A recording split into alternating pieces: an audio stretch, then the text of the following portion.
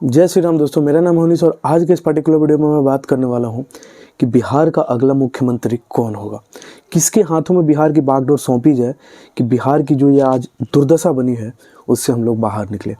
आज भी आज़ादी के 75 साल के बाद भी अगर आपको अच्छा इलाज लेना हो, अच्छी शिक्षा लेनी हो या अच्छे इंडस्ट्री में अच्छी नौकरी पानी हो तो आपकी दूसरी जगह पर आपको पलायन करना पड़ता है। उत्तर प्रदेश जैसा शहर जो हमसे बिल्कुल सटा हुआ है वो हमसे काफ़ी हाईटेक हो चुका है। और इसका कारण क्या है? तो इसका कारण एक ही है कि आज तक हमने जिनके हाथों में ये बागडोर सौंपी वो लोग उतने अच्छे और उतने अच्छे ढंग से इस बिहार को नहीं चला पाए। सत्ता के भूखमरों ने बिहार को नोच चोंथ डाला और जितने भी पैसे जो बिहार के विकास के लिए आते थे वो अपने अपने घर वालों का पेट भरते चले गए। मैं बात करने वाला हूँ 2025 में जो चुनाव होने वाला है उसमें सबसे प्रमुख चेहरा कौन होगा, क्या देख के आपको वोट करना है और क्या कुछ ऐसा बदलाव लाना होगा आपके अंदर जिसके कारण ये बिहार का जो इलेक्शन है वो एक निष्पक्ष तरीके से हो। आज तक आप लोग जो वोट देते आए हो या कोई भी किसी आदमी को, पर्टिकुलर आदमी को उठा लो बिहार में, वो हमेशा जातिवाद की बात करता है। लेकिन वही जाति के लोग जब जीत के विधानसभा में जाते हैं तो क्या अपनी जाति वालों को ज़्यादा पढ़ा देते हैं? क्या उनको अच्छी नौकरी मिल जाती है? क्या नहीं। तो जातिवाद को मुद्दा बना के आप जब तक वोट करते रहोगे तब तक आपके घर वालों को, आपके पढ़ने वालों को दूसरे जगह पर पलायन करना पड़ेगा और सत्ता के शतकवीर हमेशा विजय प्राप्त करते रहेंगे और आपको उनकी गुलामी करनी पड़ेगी। अब बात कर लेते हैं 2020 चुनाव की, जिसमें भरपूर मात्रा में जातिवाद पर वोट करी गई। महागठबंधन जो कि जिसमें प्रमुख पार्टी आरजेडी थी उसमें 110 सीटें जीती और आरजेडी बिहार की सबसे बड़ी पार्टी बन के निकली भी। लेकिन जो दो छोटी पार्टियां थीं जिनके पास कम सीट्स थे उन्होंने गठबंधन करके बिहार में अपनी सरकार बनाई।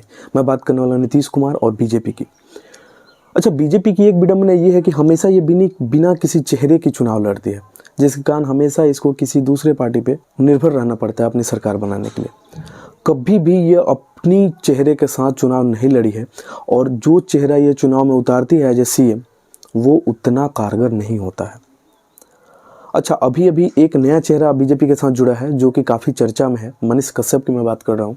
हालांकि ऑफिशियली अभी कोई जुड़ाव नहीं हुआ है, लेकिन जो ये उनके बातों करने का तरीका या उनके साथ जिन लोगों के साथ उनका झुकाव है, जो लोग उनसे बार बार मिलने जा रहे हैं, उसमें मनोज तिवारी जैसे लोग, तो वो बीजेपी के लोग उनसे ज़्यादातर मिल रहे हैं। तो हो सकता है कि 2025 में बीजेपी के पास एक चेहरा हो सीएम का, वो मनीष कश्यप का। और अगर वो एक डेफिनेट चेहरे के साथ चुनाव लड़ती है तो बिहार में उलटफेर हो सकती है।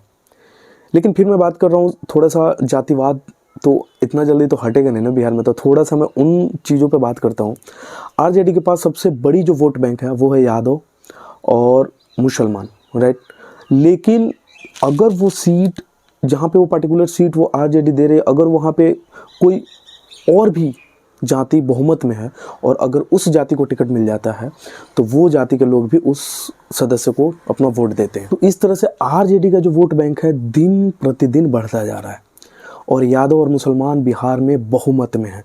मतलब दूसरे जातियों से अगर इनका कंपैरिजन किया जाए तो ये काफ़ी ज़्यादा मात्रा में है।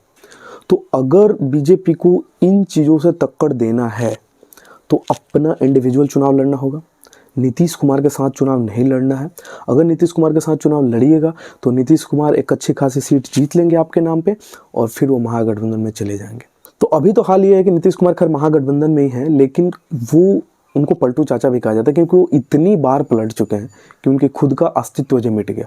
2005 में इंडिविजुअल चुनाव जीतने वाले जो बहुमत के साथ सरकार लाए थे बीजेपी के साथ और जिनका अपना चेहरा था, वो चेहरा नीतीश कुमार खो चुके हैं। तो नीतीश कुमार का सिर्फ वजूद यही है कि किसी बड़ी पार्टी बीजेपी या आरजेडी के साथ चुनाव लड़के कुछ सीट्स जीत लेना और उन सीट्स के दम पे किसी छोटी पार्टी के साथ मिलकर सरकार बना लेना। यह उनकी आज तक की रणनीति चली आ रही है और उनको किसी भी हाल में सीट चाहिए।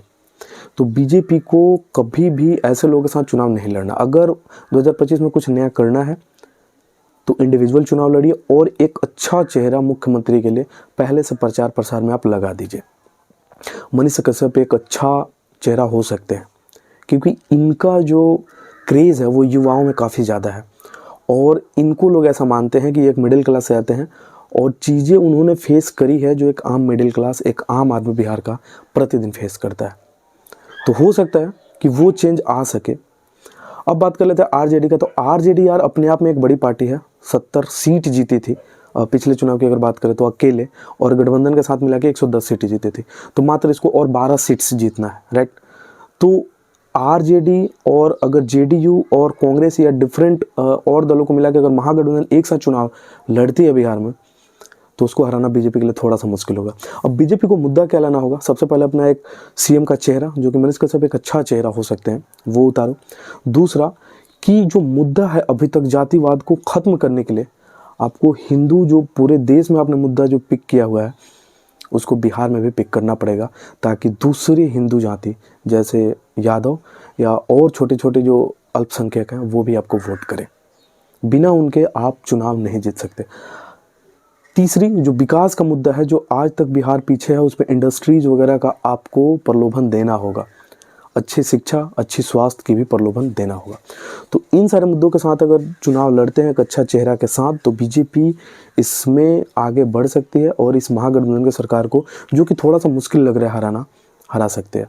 लेकिन महागठबंधन को अगर इन चुनाव में जीतना है तो करना कुछ नहीं है, अपनी जो जातिवाद की जो कड़ी है उसको और मजबूत करना होगा और टाइट करना होगा, और अच्छे अच्छे जगहों से अच्छे अच्छे लोगों को बस टिकट दे दो और महागठबंधन जीत जाएगा। महागठबंधन को कुछ ज़्यादा नहीं करना, क्योंकि यहाँ पे उनका गढ़ है।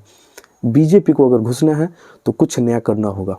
सीएम का चेहरा बनाइए और जो ये मुद्दे हैं 4-5 ये अपने मैनिफेस्टो में लागू करिए, और इसके साथ सबसे बड़ी बात जो है वो मुद्दा अपना चेंज करिए कि अगर आप हिंदुओं का मुद्दा यहाँ पे नहीं पिक करेंगे, कोई अच्छा चेहरा नहीं देंगे, तब तक आपको जातिवाद पे अगर चाहेंगे कि वोट लेकर मैं जीत जाऊं, तो ये बिहार में पॉसिबल नहीं है। बिहार में हर एक व्यक्ति जातिवाद पे अपने लिए मर मिट सकता है, वो विकास पे कभी वोट नहीं करेगा।